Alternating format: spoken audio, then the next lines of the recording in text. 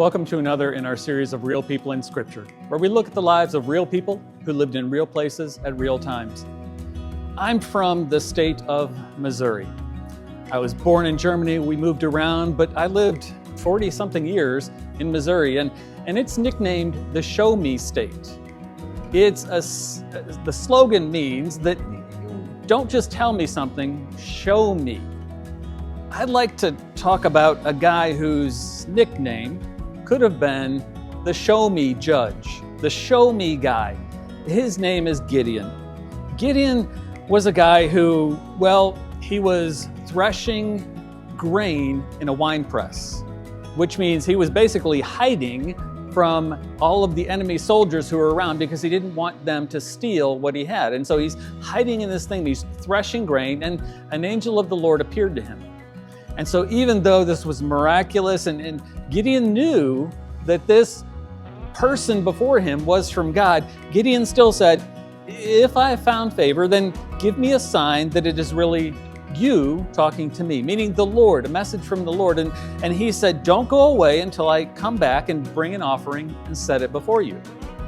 Why did Gideon need this sign? Well, it was something that for him proved the validity of the message that he was receiving. And that wasn't the first and only sign. That was the first, but that wasn't the only sign that Gideon wanted. Gideon also put out a fleece. He said, let it be wet and the ground be dry, and then let the ground be dry and let the fleece be wet, and just all sorts of different signs that he asked for from God in his life because he just couldn't be confident that God's hand was at work in his life. And speaking of hands, it might have been easier for him and for each one of us if God had done what he did in the life of Daniel when a giant hand appeared and wrote a message on the wall.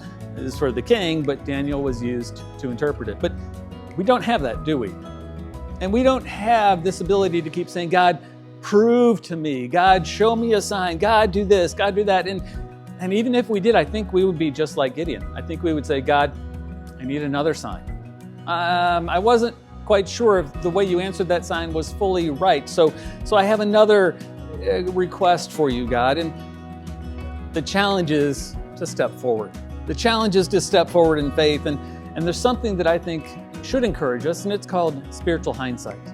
It's the ability to look back and see how God faithfully answered those promises in our lives. And we can take that assurance from knowing that he was faithful then, and he'll be faithful now.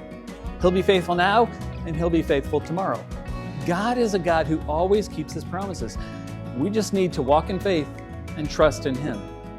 Quit having these things that you put on yourself that hold you back, and step forward, knowing that God always has been and always will be faithful.